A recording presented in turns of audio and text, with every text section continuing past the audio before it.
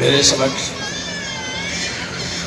उपस्थित मातृशक्ति के चरणों में साक्षात दंडवत कर सबको प्रणाम करता हूँ। आज सुबह उठते ही जब मेरे बेटों ने अपनी माँ को हैप्पी मदर्स डे बोला तो याद आई कि हाँ, ऐसे बहुत से दिवस होते हैं। हैप्पी डॉक्टर्स डे भी होता है, हैप्पी मदर्स डे भी होता है, हैप्पी फादर्स डे भी होता ही होगा।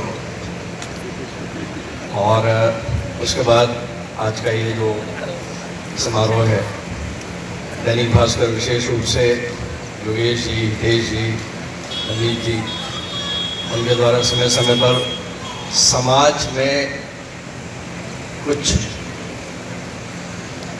तरंगे फैलाने का काम जो है भास्कर हमेशा करता है। कुछ विशेष विचार जो है वो पैदा हो और हम सबके जहन में कुछ समय तक रहें, ऐसा प्रयास हमेशा भास्कर करता है।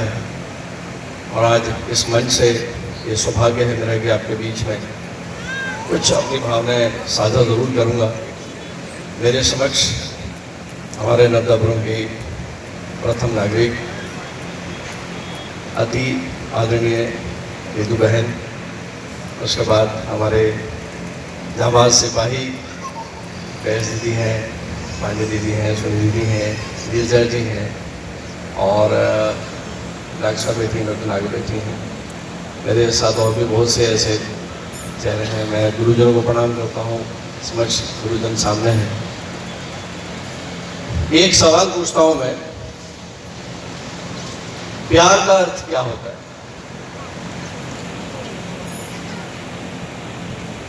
मोहब्बत, इबादत या प्यार कहते हैं, तो क्या ऐसा संभव है कि प्यार एक तरफा हो या हमेशा प्यार दो तरफा होता है? हितेश भाई हैं, भाषा वाले सब बुद्धिमान लोग हैं, क्या कहते हो आप? प्यार मोहब्बत किसी उम्र में होता है, तो क्या प्यार एक तरफा होता है या प्यार दो तरफा होता है? गंभीर भैया, जो लोग मानते हैं कि प्यार एक तरफा होता है वो हाथ उठाएं, और जो बोलते हैं कि प्यार दो तरफा होता है वो हाथ उठाएं। कोई हाथ नहीं उठा रहा है।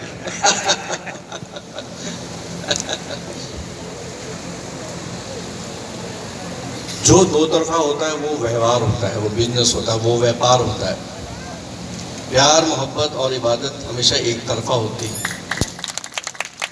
जब दो तरफा होता है वो एक रिलेशनशिप ऑफ कन्वीनियंस है, समझौता होता है। वो एक दूसरे की पसंद नापसंद और उसके साथ जीवन भर पर्यंत बने रहना। अक्सर हस्बैंड वाइफ एक छत के नीचे रहते हैं, ऐसा नहीं कहता कि उनमें प्यार नहीं होता, लेकिन उस प्यार में कई बार समझौता होता है। वो एक ऐसा व्यापार है जिसमें मुझे लाभ मिल रहा है तब तक चलता है, जहाँ हानि होने लगती है तो वो फिर थोड़ा सा बिखर जाता है। लेकिन प्यार हो या मोहब्बत हो या इबादत हो, वो एक तरफा इसलिए होती है क्योंकि जो भक्त है वो जो भगवान से करता है वो एक तरफा होता है।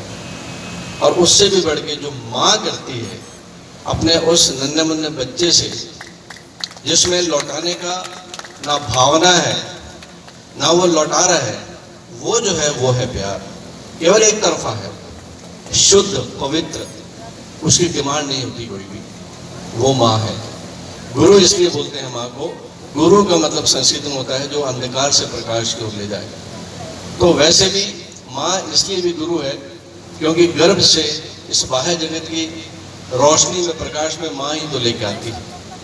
इसलिए माँ जो है प्रथम गुरु है। और इस सृष्टि में सांख्य योग पे जाते हैं, जब प्रकृति और पुरुष के मिलने से हर रचना का निर्माण होता है। ये पुरुष, ये मेल वाला पुरुष नहीं है, ये चेतना है। और जब माँ की बात करते हैं तो एक असीम,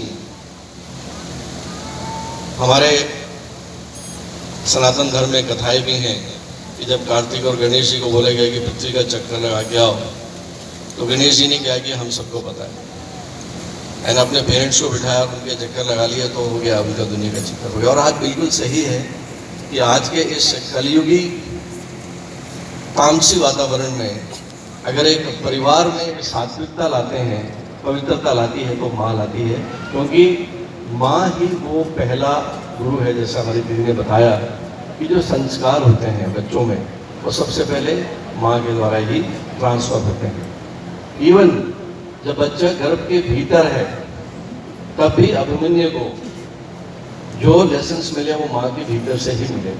और ये बात ये सत्य है, मेडिकल साइंस भी कहती है ये बात, कि सबसे पहली जो ध्वनि है, बच्चा जब फर्टिलिटी आती है बच्चे को इंट्रा यूट्राइन, तो वो कुछ ध्वनियाँ जो है वो माँ के पेट के भीतर पहचानने लगता है, माँ की आवाज़ को पहचानने लगता है। कुछ विशेष ध्वनि से वो किकिंग करता है, मूवमेंट करता है। तो माँ का महत्व तो उसको शब्दों में नहीं बांधा जा सकता, लेकिन हाँ, आज के इस अपने भारत में, हमारे इस भारत की बात हम करते हैं, तो परिवार में माँ का रोल इसलिए भी बढ़ जाता है कि इस भौतिकवादी जीवन में, इस भौतिकवादी अंधाधुंध दौड़ में कहीं ना कहीं हमें दृष्टि भ्रम भी हो जाता है, कहीं ना कहीं हमारी मंजिलें भी भ्रमित हो जाती हैं। हम पाना कुछ और चाहते हैं, बीच में कहीं और रास्ते में निकल जाते हैं, और धीरे धीरे एक वो दौड़ जो हो सकता है बाद में जाके अकल आती है कि इस दौड़ के लिए तो हम दौड़े ही नहीं थे। चाहे वो घर की बच्ची हो, चाहे घर का बच्चा हो, किसी न किसी बहकावे में बह जाता है। तो माँ का जो है प्रथम कर्तव्य नहीं होता, वो उसे समझाती है, उनकी डांट भी खाती है बच्चों की, अपने हस्बैंड की डांट भी खाएगी, बच्चों की भी डांट खाएगी। तो माँ का रोल देखें तो एक पुरुष होके केवल शायद मैं समझ पाऊँ इस चीज़ को कि किस तरह का दिल होता है, किस तरह के विचार होते हैं माँ के। इतना बड़ा दिल होता है कि खुद गीले में पड़े रहना, बट अपने बच्चे को सूखे में रखना। बच्चे की विशेष आवाज़ से वो कहीं भी हो, किसी को सुनाई नहीं पड़ती, बच्चे की रोने की आवाज़ माँ को सुनाई पड़ती है। तो आज का दिन जो है माँ के लिए समर्पित है। वो भाग्यशाली हैं जिनकी माँ है उनके साथ, चाहे वो 80 साल की है, चाहे 90 साल की है। किसी से पूछ के देखो जिसकी माँ जल्दी चली जाती है। तो माँ अगर है आपके पास में, उसे संभाल के रखें। माँ अगर है आपके पास तो उसके चरणों में बने रहें। उनका होना ही साक्षात ईश्वरीय उपस्थिति है आपके घर में। अगर आपके माँ बाप हैं, बुजुर्ग हैं, उनकी अवहेलना मत करिए। सुबह उठ के भले ही अपने मंदिर में मत जाइए, लेकिन माँ बाप के चरणों का स्पर्श करके अपने शीश में लगा लेंगे। कुछ इस तरह की अदृश्य दिव्यता आती है, साक्षात महसूस करता हूँ मैं इस बात को। आप सब लोग आज के इस प्रोग्राम में भास्कर जो है वो पुरस्कारित करेगा नारी शक्ति को। हमारी बिटिया गाना गा रही थी, राशि बिटिया, उसका रिकॉर्ड है। और हर माँ जो है वो एक इनाम के लायक है, चाहे वो झोपड़ी में रहती है, चाहे महल में रहती है, चाहे ऑफिस में रहती है, चाहे नहीं रहती है। वो अपने पूरे परिवार को जो मैनेजमेंट करती है वो एक अनोखा मैनेजमेंट होता है। हर घर चलता है, सुख से शांति से चलता है, वो केवल माँ को पता होता है कि घर चलाना कैसे है। मैं बहुत बहुत शुभकामनाओं के साथ में माँ नर्मदा से आप सबके परिवार में मंगलमय वातावरण बना हो, सब बच्चे आपके सुरक्षित रहें, अपने जीवन को सफलता के उस अंजाम तक ले जाएं, हमारा आपका नाम सम्मान बढ़ाएं, आपका परिवार सुखमय हो।